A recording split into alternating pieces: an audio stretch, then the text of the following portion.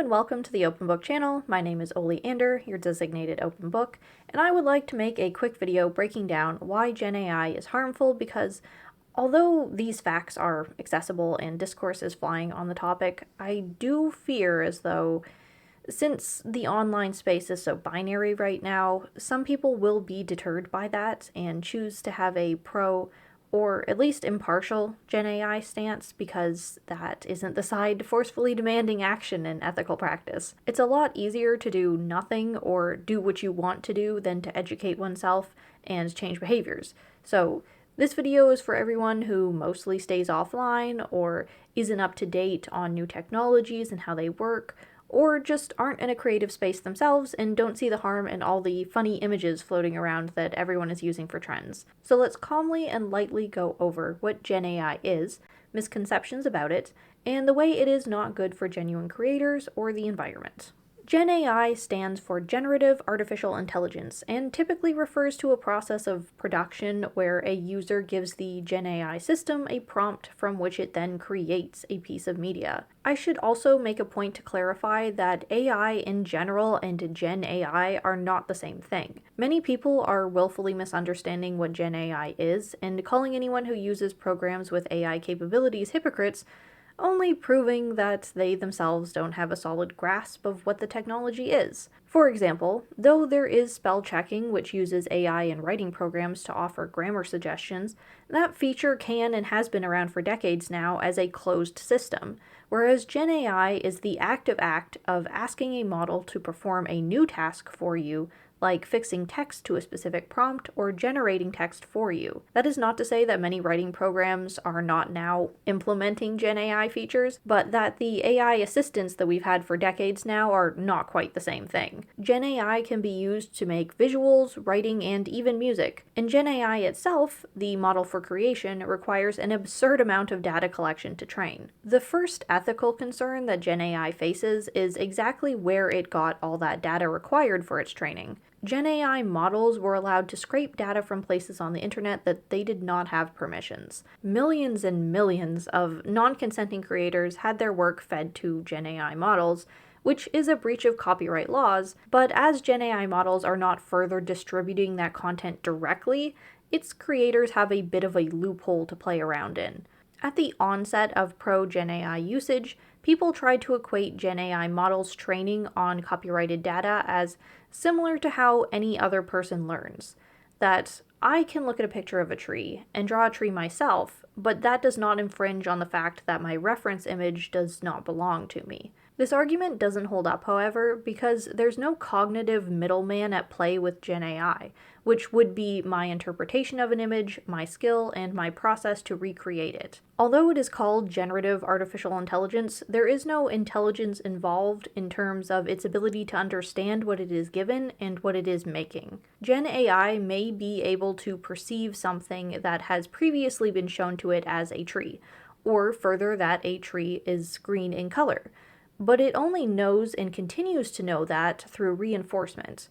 If we feed it a bunch of pictures of flowers but called them trees and mislabeled the color green as pink, asking GenAI to make a picture of a green tree would come up as a pink flower. GenAI doesn't think. Its creation is merely a regurgitation of the works it's been fed, which brings us full circle on the ethics of copyright and how much of something that doesn't belong to you can you use in making something new. Think of GenAI images not as new images, but a Frankenstein of all of the images it was trained on. And with GenAI's model training process, it is near impossible to discern in a singular image it creates what portion of that image consists of how much and how many other copyrighted works are involved that it didn't have permission to. Likewise, regardless of how sophisticated GenAI language models are, it is constructing sentences based on word usage that it's been fed, not on its understanding of what words mean. If writers typically use a pause at a certain spot, generated text will add a comma, but that is not a choice it is making with knowledge of how people are wont to pause their speech there. It can know that the color blue is often associated with sadness, but it cannot know why outside of the fact that that's just the way it's always been referred to. The capacity of generative artificial intelligence to create is not the problem. so much as the data used to train GenAI models was unethically sourced by so many non-consenting creators, and there is now no way to separate out how big an influence those pieces play in what it creates now. If GenAI models had only ever been trained on fair use content, copyright infringement wouldn't be a point of contention, but then there wouldn't have been enough data available to train it to the standards that owners wanted, which is wild sounding, I know. All of the information on the internet, and GenAI is still hungry for more. The fact that you can ask GenAI models to create art in a specific style of a famous, still practicing artist is proof that its sourcing was not done ethically. And obviously, that's directly harmful to the creative ecosystem, to compete with and undercut working artists. It does seem magical that technology is capable of making beautiful pictures and videos, catchy songs, or well-worded passages from nothing but a prompt.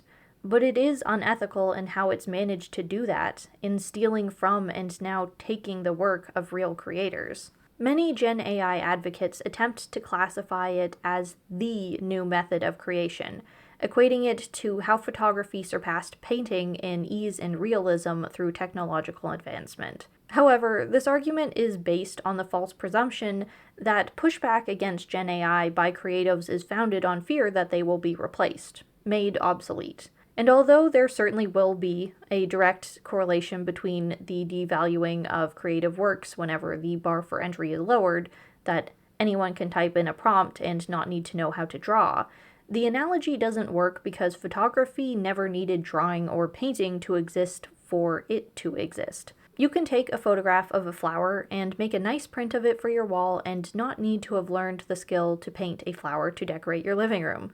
Absolutely.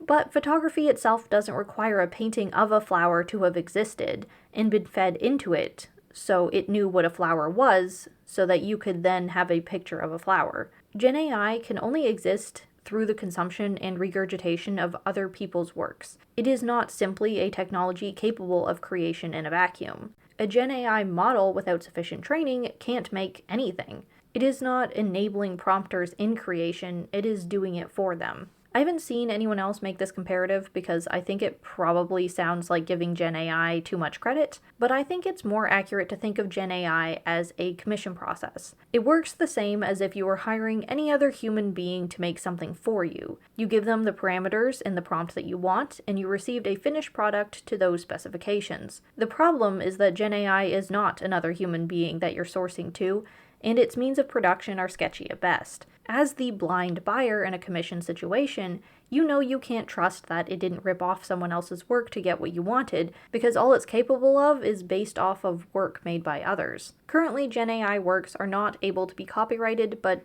people are fighting against that every day. Without a specific individual doing a commission for you, there is no one but the prompter to try and take sole responsibility for a creation. But the comparison remains that those who prompt Gen AI models, regardless of how much they tweaked things through production or how good at writing prompts they are, that it is only akin to guiding the actual hand of creation. This is the crux of the pushback of genuine practicing creatives against the use of titles such as AI artist or AI writer, because Gen AI is not being used as a tool, but as another party doing the creation. Just as you wouldn't claim ownership over an artwork you commissioned from an artist, or say only you wrote something that you hired a ghostwriter to do, hatred for AI creators is more based on the legitimacy of how much they actually had to do with the creation at all. Claiming to be a prompter or a curator of AI content is fine, whereas spontaneously claiming to be an artist or writer who did nothing but supply an idea to get a whole finished product is not. My favorite analogy for Gen AI and the false sense of accomplishment and ownership people have in using it is that of the microwave meal. Much like prompting Gen AI to make something, microwave meals require that people merely push a few buttons after putting something someone else made into a microwave and getting something edible. But likewise, you wouldn't call someone microwaving a frozen meal a chef for their effort.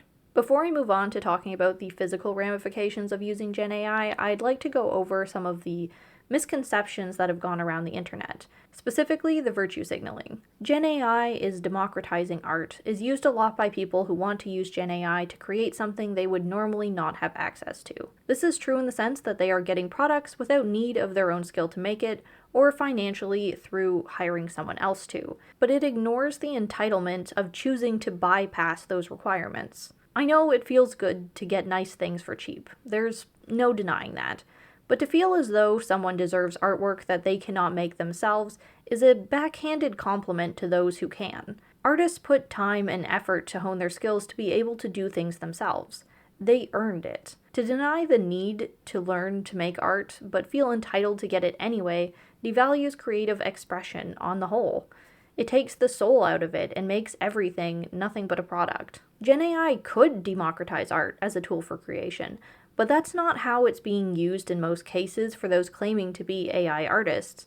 They are simply offloading the task of creating to the AI, doubly undercutting artists not just by choosing not to pay for art, but to use a machine that only exists because it's stolen from so many real artists to do so. The act of creating art can and always has been accessible, unless you're dead set on accepting only the highest quality digital renderings, in which case those things deserve to cost as much money as they do for the time, skill, and equipment that's gone into making them. The argument that it is ableist to deny the use of GenAI is ableist itself. Disabled or disadvantaged people have never needed a machine that steals and regurgitates art to make masterpieces themselves, and those insinuating it will revolutionize their ability to produce art are only using them as a means to justify their own usage. Because, again, using GenAI to generate an image is not the same as producing art. And GenAI is not a crutch that disabled people ever asked for. It's an experiment in technological capabilities being pushed by rich companies to eliminate the need for workers.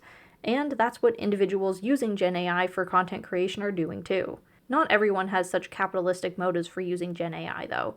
In some cases, people use it for fun, for answers on search engines, and to participate in internet trends. As we've seen time and again with running memes through GenAI into different styles, the average person sees GenAI as more like an available filter. In this, it's seen as nothing but a tool for harmless fun. Unfortunately, the use of GenAI for these things is anything but harmless, and not just because its existence is predicated on so much intellectual theft. Stats are changing rapidly on this and are hard to quantify because there are different GenAI models. Hearing that GenAI is bad because it's hurting the environment is hard to wrap one's head around without comparisons, so here is some information pulled from the article Explained Generative AI's Environmental Impact, supplied by MIT News. The power needed to train and deploy a model like OpenAI's GPT-3 is difficult to ascertain. In a 2021 research paper, scientists from Google and the University of California at Berkeley estimated the training process alone consumed 1,287 megawatt hours of electricity, enough to power about 120 average US homes for a year, generating about 552 tons of carbon dioxide. That is just training one GenAI model, though, in 2021. We're more than 3 years past that now. There are stronger, larger GenAI models on the way. GenAI is consuming a metric heck-ton of power to operate and having to consume equally unbelievable amounts of water to keep the servers cool and running. The general consensus going around right now is to assume that any 100-word prompt consumes a water bottle's worth of water, and that's a generous estimate that doesn't include power usage or what's needed to train or sustain the model outside of that moment of use. Regardless, that's a lot of water for a little output. Generating images takes more resources than text, and it's all fresh water that's being evaporated and displaced for this process. GenAI may seem fun and magical, but it is currently unsustainable in its use of resources to both train and use. And it's not my intention to fearmonger, but